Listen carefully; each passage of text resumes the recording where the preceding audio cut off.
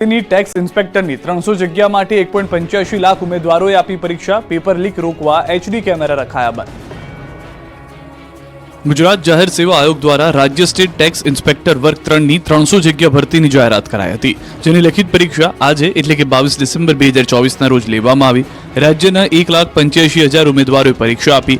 11 વાગે પરીક્ષાનો શાંતિપૂર્ણ માહોલમાં પ્રારંભ થયો. મેટલ ડિટેક્ટરથી ઉમેદવારોને ચેક કરીને પરીક્ષા કેન્દ્રમાં પ્રવેશ અપાયો. પરીક્ષા કેન્દ્રો પર ચોરી થતી અટકાવવા માટે ઉમેદવારોને બાયોમેટ્રિકથી પ્રવેશ આપવામાં આવ્યો હતો. પેપર લીક રોકવા એચડી કેમેરા રખાયા છે બંધ. કેટલાક કેન્દ્રો પર મેટલ ડિટેક્ટરથી ઉમેદવારોની ચકાસણી કરી પ્રવેશ અપાયો હતો. આ ઉપરાંત જે પરીક્ષા કેન્દ્રોમાં સીસીટીવી એચડી હોય તે પણ બંધ રખાયા અને વધુ એક સુપરવાઇઝર ફાળવવામાં આવ્યો, જેથી પેપર લીક થતા રોકી શકાય. 33 જિલ્લામાં યોજાયેલી પરીક્ષાનું ગુજરાત જાહેર સેવા આયોગના 4 અધિકારીઓ દ્વારા ઇન્સ્પેક્શન કરવામાં આવ્યું. રાજકોટમાં 9,688 અને સુરતમાં 13,300 ઉમેદવારો પરીક્ષા આપી. રાજકોટના 41 કેન્દ્રોના 404 બ્લોક પરથી 9,688 ઉમેદવારો સ્ટેટ ટેક્સ ઇન્સ્પેક્ટરની પરીક્ષા આપવા પહોંચ્યા. તો બીજી તરફ સુરતના 56 કેન્દ્રો પર 555 બ્લોક પરથી 13,300 ઉમેદવારોએ પરીક્ષા આપી. અમદાવાદમાં 18,000 ઉમેદવારોએ પરીક્ષા આપી. અમદાવાદના 111 કેન્દ્રો પર 700 બ્લોક પરથી 18,000 ઉમેદવારો પરીક્ષા આપી. પરીક્ષા કેન્દ્રોની શાળાઓના પરીક્ષા ખંડમાં phone, handset, walkie-talkie, cordless phone, mobile phone, wireless સાહિત્ય વગેરે ઇલેક્ટ્રોનિક ઉપકરણો ન લઈ જવા દેવામાં આવ્યા.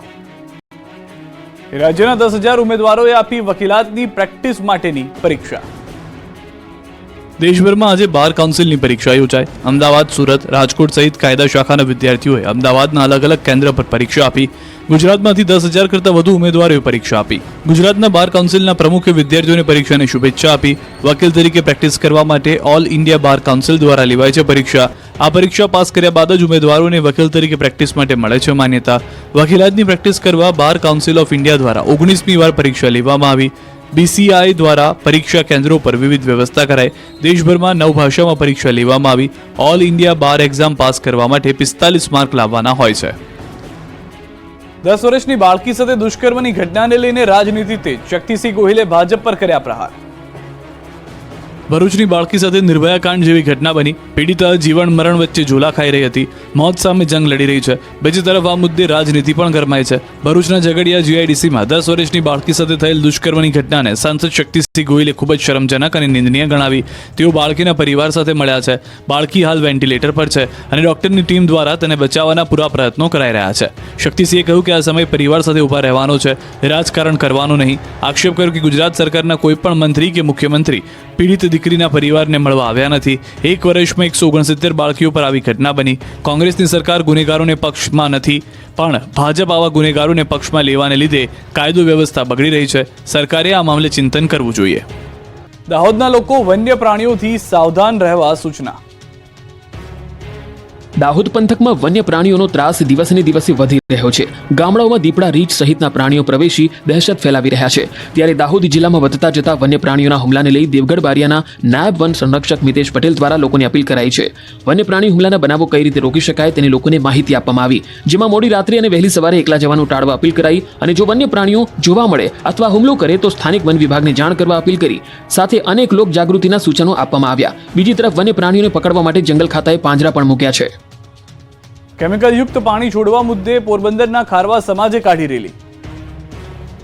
DPC મારફત જેતપુરના કેમિકલ યુક્ત પાણીને પોરબંદરના દરિયામાં ઠાલવવામાં આવતા ખારવા સમાજમાં રોષ ફાટી નીકળ્યો, જેને લઈને ગુજરાત ખારવા સમાજના પ્રમુખની ઉપસ્થિતિમાં પોરબંદર ખાતે 2 દિવસીય બેઠકનું આયોજન કરવામાં આવ્યું. બેઠક પૂર્વે પોરબંદર જિલ્લા કલેક્ટરને આવેદનપત્ર આપી રજૂઆત કરવામાં આવી. જેતપુરના કેમિકલયુક્ત પાણીને પોરબંદરના દરિયામાં ઠાલવવામાં આવતા દરિયાઈ જીવસૃષ્ટિ પર જોખમ વધ્યું. માછલીનો કેચ ઘટશે અને માછીમારોને મોટો ફટકો પડશે, જેથી આને અટકાવવા ખારવા સમાજ આકરા પાણીએ જોવા મળી રહ્યો છે. જેથી આગામી સમયમાં ઉગ્ર આંદોલનની ચીમકી ઉગ્ર આંદોલનને કાયદાકીય લડત આપવાની તૈયારી શરૂ કરી દીધી છે. વડિયામાં વાજતે ગાજતે નીકળી 101 વર્ષના વૃદ્ધાની અંતિમ યાત્રા.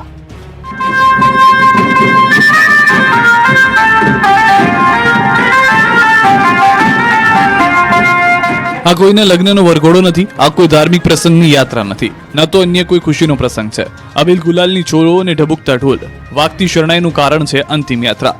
સામાન્ય રીતે કોઈનું મૃત્યુ થાય તો આંસુઓનો દરિયો વહેતો હોય, કોણ કોને છાનું રાખે તેવું વાતાવરણ હોય, પણ વડિયાના 101 વર્ષના વૃદ્ધાની અંતિમ યાત્રા વાજતે ગાજતે નીકળી.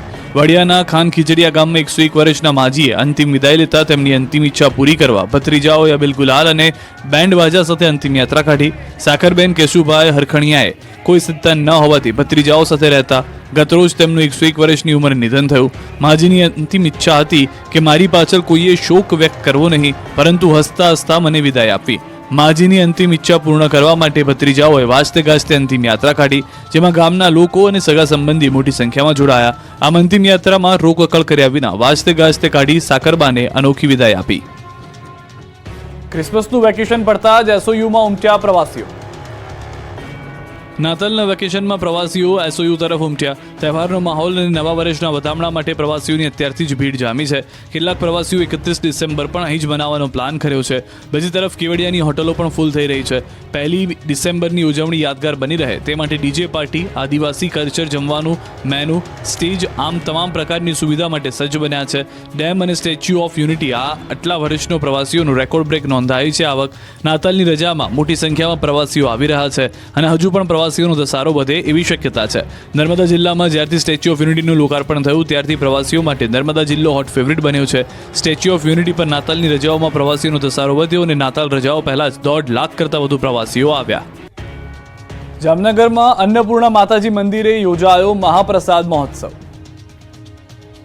જામનગરના અન્નપૂર્ણા મંદિરે ભક્તોનું ઘોડાપુર ઉમટ્યું છે. અન્નપૂર્ણા માતાજીના મંદિરમાં 21 દિવસના વ્રત ચાલી રહ્યા છે. વ્રતની પૂર્ણાહુતિને અનુલક્ષીને પૌરાણિક લાલવાડી ખાતેના અન્નપૂર્ણા મંદિરે સવારથી જ ભક્તોની કતારો લાગી હતી. મોટી સંખ્યામાં ભક્તો માતાજીના દર્શન કરવા માટે ઉમટી પડ્યા હતા. મંદિરમાં પગ મૂકવાની પણ જગ્યા ન હતી. અકડઠઠ ભીડના કારણે ક્યાંય પગ મૂકવાની જગ્યા ન હતી. સાથે સાથે મહાપ્રસાદ મહોત્સવ યોજાયો. અન્નકૂટ ધરાવાયો. ભક્તોએ મહાઅન્નકૂટના દર્શન કરી પ્રસાદ લઈ ધન્યતા અનુભવી. પ્રસાદ માટે ભક્તોની લાંબી કતારો જોવા મળી. જામનગરમાં કાલાવાડ નાકા બહાર હાપા રોડ પર લાલવાડી વિસ્તારમાં આવેલી શ્રી અન્નપૂર્ણા માતાજીના મંદિરમાં 21 દિવસના વ્રત ચાલી રહ્યા છે. બપોરે 11 વાગ્યાથી સાંજે 5 વાગ્યા સુધી મહાપ્રસાદનું આયોજન કરવામાં આવ્યું હતું. આ મહાપ્રસાદના કાર્યક્રમમાં 25,000થી વધુ ભાઈઓ અને બહેનો માતાજીના દર્શન અને પ્રસાદનો લાભ લેવા પહોંચ્યા. દેશ વિદેશના લોકોને દાઢે લાગ્યો છે તળીનો ગોળ. કિલોનો ભાવ 200 થી 240 રૂપિયા. શિયાળામાં આરોગ્યપ્રદ નીરાનું તો બમ્પર વેચાણ થાય જ છે. લોકો સવારમાં હોશે હોશે પીવે પણ છે. હવે આ જ તાલની તાળીમાંથી બનતો ગોળ પણ દેશ વિદેશના લોકોને દાઢે લાગ્યો છે. જી હા, સામાન્ય રીતે શેરડીમાંથી ગોળ બને તેવું તો તમે સાંભળ્યું હશે, પરંતુ તાડના વૃક્ષમાંથી પણ મીઠો, મધુર અને રસપ્રદ ગોળ બને છે. તાડના વૃક્ષમાંથી ગોળ બનવાની પદ્ધતિ તમિલનાડુમાં અપનાવાય છે, જેમાં તાડના વૃક્ષ પરથી સવારનું નીરો ઉતારી તેને ઉકાળવામાં આવે છે. ત્યારબાદ તેમાં મસાલાનું મિશ્રણ કરી ઠંડુ કરી મીઠા ગોળના સ્વરૂપમાં ફેરવવામાં આવે છે. તમિલનાડુના વિશિષ્ટ ગોળનો સ્વાદ લોકોને પસંદ આવી રહ્યો છે. સામાન્ય રીતે શેરડીમાંથી બનતા ગોળનો કિલોનો ભાવ 60 થી 80 રૂપિયા છે, જેમાં શુગરનું પ્રમાણ પણ રહેલું હોય છે. પરંતુ તમિલનાડુના ગોળનો ભાવ 200 થી 240 રૂપિયા પ્રતિ કિલો છે, જે ભરૂચના મુખ્ય માર્ગો પર વેચાઈ રહ્યો છે અને લોકો ખરીદી રહ્યા છે. આ ગોળમાં શુગરની માત્રા નહિવત હોવાથી સ્વાસ્થ્ય માટે પણ ફાયદાકારક છે. આ વખતે ભાલિયા ઘઉં ખાવા પડશે મોંઘા. આણંદ જિલ્લામાં ભાલિયા ઘઉંનું વાવેતર ઘટ્યું. આ વખતે ભાલિયા ઘઉં ખાતા લોકોને ભાલિયા ઘઉં ખરીદવા મોંઘા પડશે. ભાલિયા ઘઉંના ભાવ આસમાને પહોંચી શકે છે, કેમ કે ભાલિયા ઘઉં માટે વિશ્વવિખ્યાત ખંભાત, તારાપુર, સોજિત્રા પંથકમાં ભાલિયા ઘઉંનું વાવેતર ઓછું થયું છે. દેશ વિદેશના લોકોને દાઢે લાગેલા ભાલિયા ઘઉંના વાવેતરમાં મોટો ઘટાડો થયો છે. આ પંથકના ખેડૂતો ડાંગરના વાવેતર તરફ વળ્યા છે. ગત ચોમાસામાં અતિવૃષ્ટિને કારણે ડાંગરની ખેતીમાં ખેડૂતોને આર્થિક નુકસાન થયું હતું. જે નુકસાન આ વખતે સરભર કરવા ઉનાળુ ડાંગરનું વાવેતર કર્યું છે. તેમજ ખેડૂતોના મતે ડાંગરના ભાવ ઘઉંના ભાવ કરતાં વધુ મળે છે. ડાંગરના ઉત્પાદનને કારણે તેમના પશુઓને ખોરાક માટે ઘાસચારો પણ મળી રહે છે. તેથી ઉનાળુ ડાંગરના વાવેતર તરફ વળ્યા છે. ગત વર્ષની સરખામણીમાં ઘઉંના વાવેતરમાં 25% જેટલો ઘટાડો નોંધાયો છે. ખેડૂતોના મતે ઘઉં માટે ઠંડીનું વાતાવરણ હજી જોઈએ તેવું નથી. સાથે સાથે ડાંગરના ભાવ ઘઉંના ભાવ કરતાં વધુ મળે છે. પ્રદૂષિત પાણીને લઈને જૂનાગઢના ધારાસભ્ય સંજય કોરડિયાએ આકરા પાણીએ જોવા મળ્યા. અધિકારીનો લીધો ઉતડો. જૂનાગઢના ધારાસભ્યએ પ્રદૂષિત પાણીને લઈને આકરા તેવર બતાવ્યા. જૂનાગઢના જાલણસર ગામે પસાર થતી ઉબેણ નદીનું પાણી પ્રદૂષિત થઈ ગયું, જેના કારણે લોકોનું જીવ જોખમાય છે. ગંદા પાણીના કારણે ખેતીની જમીન બંજર બની ગઈ. આ અંગે અનેકવાર રજૂઆત કરવા છતાં અધિકારીઓના પેટનું પાણી હલતું નથી. પ્રદૂષણ બોર્ડના અધિકારીઓ સારા પાણીના સેમ્પલ લઈ બધું બરાબર છે તેવો રિપોર્ટ કરે છે અને સરકારને ગેરમાર્ગે દોરે છે. હાલ ત્યાંના લોકો અનેક પ્રકારની બીમારીઓના ભોગ બન્યા છે, પણ અધિકારીઓના પેટનું પાણી હલતું નથી. ત્યારે પ્રદૂષિત પાણીને લઈ જૂનાગઢના ધારાસભ્યએ સંકલન સમિતિની મળેલી બેઠકમાં તંત્રના અધિકારીઓને આડે હાથ લીધા લીધા. સંજય કોરડિયાએ કામમાં ગેરરીતિ આચરતા અધિકારીઓ સામે લાલાખ કરી. ઉબેડી નદીના પ્રદૂષિત પાણીને લઈ તેમણે પ્રદૂષણ બોર્ડના અધિકારીઓ સામે આરોપ લગાવ્યા. સાથે જ પ્રદૂષિત પાણીને લઈ આંદોલનની ચીમકી આપી. બોટાદનો ગેલો નદીનો પુલ પડું થતા લોકોના જીવ જોખમમાં. દેખાતા સળિયા, ઉડતી ધૂળની ડમરીઓ અને ખખડધજ રોડ. જોખમી બ્રિજના દ્રશ્યો છે બોટાદના. યાત્રાધામોનો જિલ્લો અને સૌરાષ્ટ્રનો મુખ્ય પ્રવેશ દ્વાર કહેવાતા બોટાદ શહેરનો પુલ લોકો માટે જોખમી પુલ બની ગયો. આસપાસના ગ્રામજનો માટે માથાનો દુખાવો સમાન બની ગયો છે બ્રિજ.